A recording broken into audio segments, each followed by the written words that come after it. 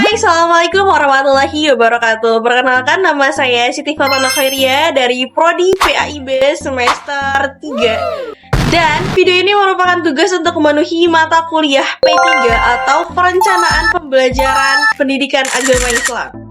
Dengan judul yang saya terima yakni Proses Perencanaan Sumber Belajar dan Media Pembelajaran, dengan dosen pengampu yakni Bapak Ulil Azmi SPDI MPD.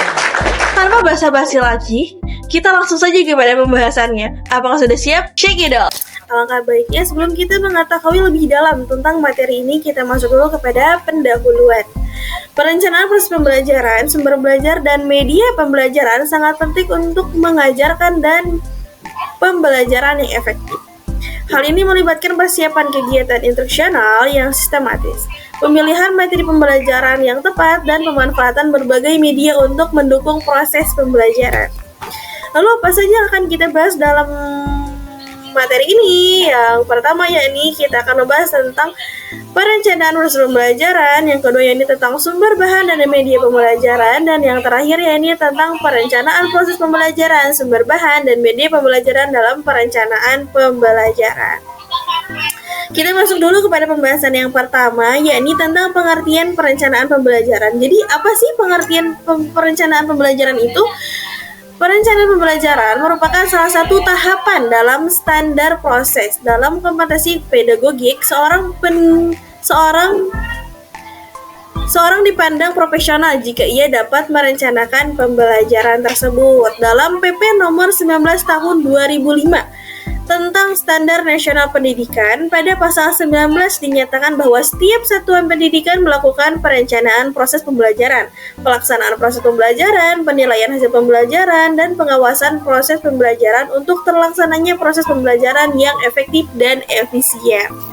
Dalam hal ini, guru berkewajiban untuk melaksanakan pembelajaran, termasuk perencanaan pembelajaran.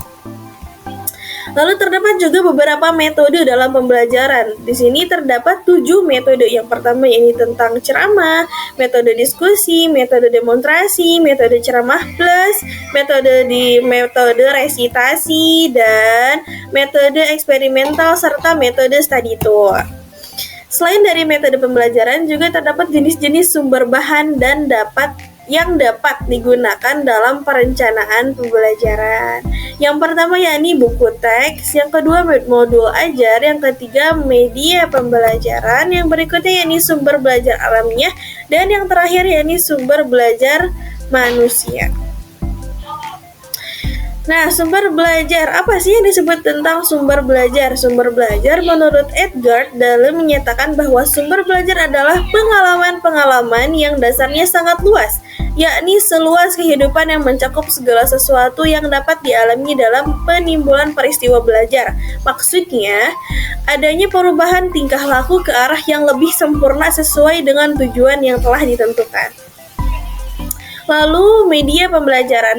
Menurut Permendiknas nomor 40 tahun 2008, media pembelajaran adalah peralatan yang digunakan untuk membantu komunikasi dalam pembelajaran. Lalu ada fungsi dan manfaat media pembelajaran. Fungsi dan manfaat media pembelajaran itu apa saja? Nah, untuk pengertiannya sendiri yakni fungsi media dalam proses pembelajaran cukup penting dalam meningkatkan kualitas proses pembelajaran, terutama membantu siswa untuk belajar.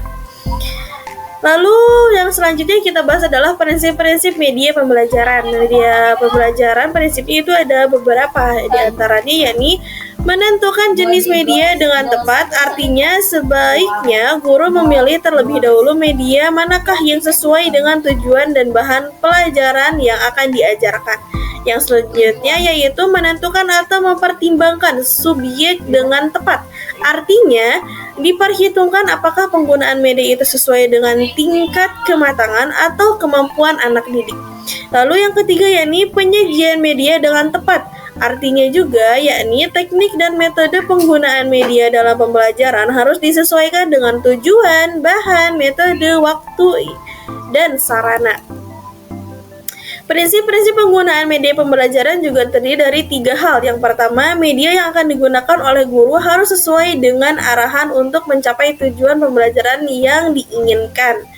Yang kedua, yakni media yang akan digunakan harus sesuai dengan materi pembelajaran. Contohnya, untuk pembelajaran siswa memahami pertumbuhan jumlah penduduk, maka guru perlu mempersiapkan semacam grafis yang mencerminkan pertumbuhan itu.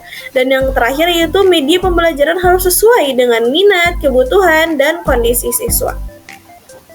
Ada juga faktor-faktor yang mempengaruhi dalam pemilihan media pembelajaran, di antaranya yaitu objektivitas program pembelajaran, sasaran program, dan masih banyak lagi. Dari semua yang saya paparkan dapat disimpulkan bahwasannya penting untuk meningkatkan efektivitas pembelajaran dan menjaga kualitas pendidikan. Perencanaan proses pembelajaran melibatkan penerapan keadaan masa depan. Perbandingannya dengan keadaan masa depan yang membenarkannya dan memastikan alur pembelajaran yang diusulkan sesuai dengan tujuan.